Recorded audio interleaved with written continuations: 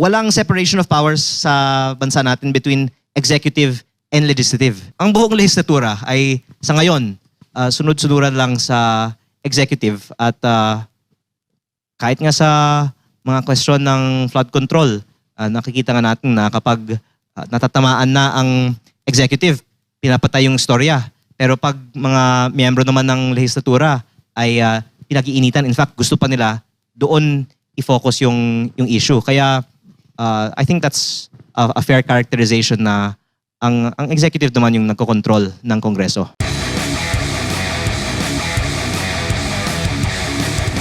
Ang vocal ba sa Congress, somehow, kayong dalawa lang? Wala ba kayong makakasama dyan na talagang nakikipaglaban din na matanggal na itong VAT?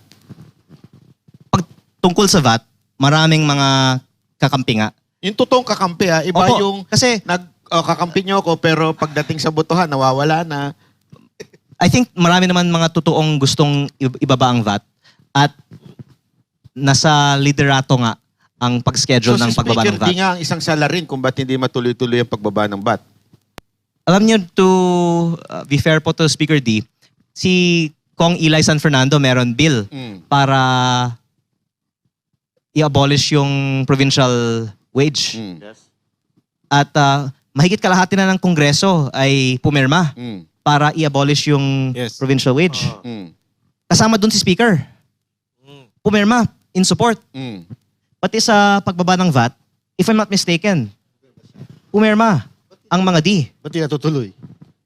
Kasi iba yung pumirma at alam naman natin sa Kamara, walang galaw dyan nang walang basbas ng speaker. Pwede nilang sabihin na parang pipirma kami para hindi halata. Pero kayo, wag kayong pipirma. Mas marami kayo. 3 lang kami. Kaya 50 dapat kayo. pwersahan na yung issue na to sa mga susunod na pagdinig. At hindi naman nila kaya sigurong iwasan ng question, pumipirma kayo, bakit hindi i-schedule to? So wala ka palang kwenta, Speaker D, kung hindi mo itutuloy to. Ganun lang kasimple yan Ako na lang magsasalita. Baka madali si Congressman Tignan natin kung isa-schedule nila yung botohan. Pag Pero hindi ni-schedule, mabuti nga i-schedule. Pero ang masasabi ko nga, walang separation of powers sa bansa natin between executive and legislative. So nadidiktahan si Speaker? Ang Kongreso ay hindi ang nagdedesisyon. Kasi just to use the example of yung bill ni Kong Eli, syempre gusto ng mga politiko na i-abolish ang provincial wage dahil ang mga botante ng mga congressman ng makikinabang, makakatulong yan sa kanila. Pero yun nga ang isang malinaw din na halimbawa na may mga negosyante na kumukontrol sa mga polisiya sa Kongreso at yun po ay with the backing of the executive. So, I actually think sa ating bansa, napakahina ng legislatura.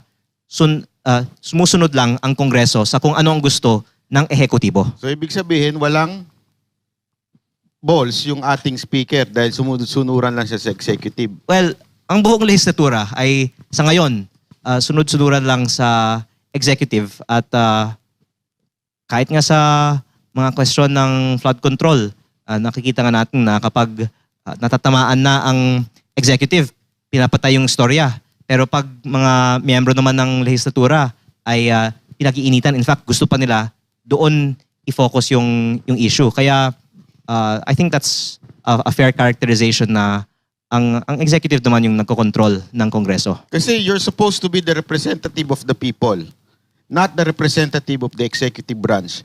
Ganun na nangyayari ngayon Parang representative lang ng executive branch ang mga congressman.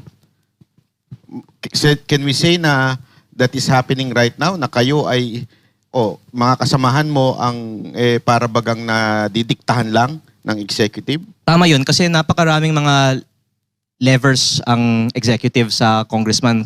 Kasama na rin yung pag-withhold ng budget. In fact, isang interesting episode nga ay nung si Deputy Speaker Ronnie Puno at ang ibang mga congressman ng National Unity Party ay nag-press con na nagka-question bakit hindi pa ni-release ang budget ng DBM sa DPWH. At hanggang ngayon, wala pang narilisan sa aking pagkakaalam sa buong bansa. Tinanong ko din to after the hearing on Wednesday kung meron na, wala pang kahit isang project sa buong bansa na napondohan na ng executive branch ngayong taon? Kayo po ba nakakatanggap pa ng budget mula sa executive? Lahat nga ng mga congressman ngayong 2026, wala pang narilisan. Hindi, kayo sa, po. Lahat nga, wala. Wala. Sa DPWH. Opo. At syempre may DSWD, may iba-iba pang mga ahensya ng gobyerno na may unti-unti nang lumalabas. Pero nakakapagtaka, una, bakit April na, wala pa? Kung ito po ba ay dahil kulang ang pera na ng ating gobyerno o pinipigil lang for some reason ang pag-release ng budget. Pero yun po ay ang explanation bakit mabait ang mga ordinaryong congressman sa executive dahil sila nga ang may control kahit ng pag-release ng pera. Hindi, kasi kaya ako natanong sa inyo yun, kasi sigurado naman ako, dahil sa ginagawa ninyo, hindi kayo nabibigyan ng pondo ng executive. Pero kinakaya ninyo. Nakakaya ninyong mabuhay, nakakaya ninyong gampanan ng inyong trabaho bilang representative ng inyong lugar. Pero bakit kaya sa tingin ninyo itong mga kasamahan ninyo hindi kaya yun? Hindi masatisfy sa sahod lang nila. Kailangan talaga nilang kumita. Actually, I think in the overall picture, malaki ang ginagastos ng mga politiko para manalo sa kanilang mga posisyon.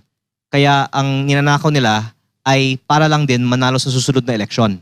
At ang iba nga ay natatalo pa at gumagastos pa. Kaya ang dapat baguhin siguro yung sistema na magastos ang ating mga eleksyon.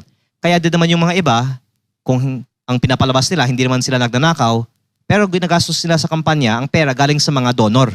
Kaya kailangan palaging tignan magkano ang ginagastos ng mga politiko para manalo sa kanilang mga eleksyon at ano ang kapalit ng ginagastos nila. In my case, swerte lang ako na may kakayahan na ako bago ako pumasok sa politika at hindi ko naman napapakinabangan ng ating pwesto ngayon para sa aking pribadong interes kasi binenta ko na rin ang aking negosyo. Kaya nandito lang ako dahil ini-enjoy ko yung ginagawa ko. Pero kung hindi po sa nagkataon lang na may kakayahan ka at gusto mo lang pumasok sa politika, kung ikaw ay nangangailangan ng suporta ng iba, maaaring sabihin na maraming mga congressman at senador ay may magandang intention sana. Pero dahil nakaasa sila sa mga funder, kung galing sa nakaw sa gobyerno man o sa mga negosyante man, ang resulta po nito ay hindi nila kayang paglingkuran yung interes ng karaniwang tao. So may kakayanan kayo bilang tumakbong Congress. May kakayanan kaya kayo tumakbo ng senador? Kasi gusto namin kayong tumakbo eh.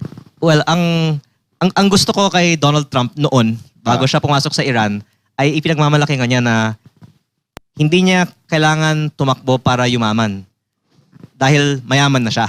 Kaya kaya niyang paglingkuran ang ordinaryong mamamayan. Pero ang iba naman nananalo na hindi kailangan gumastos ng malaki.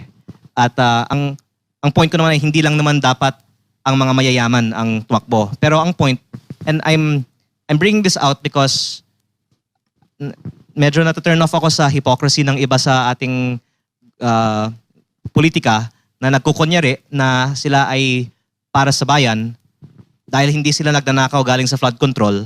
Pero ngayon na tinatalakay ang mga economic policies, tahimik sila sa mga makakatulong sa mga ordinaryong tao kasi hindi man galing sa flood control ang pondo nila, galing naman sa mga donasyon ng mga negosyante. So itanong natin ngayon sa ating mga kababayan, gusto nyo bang tumakbo si Kong sa Senado?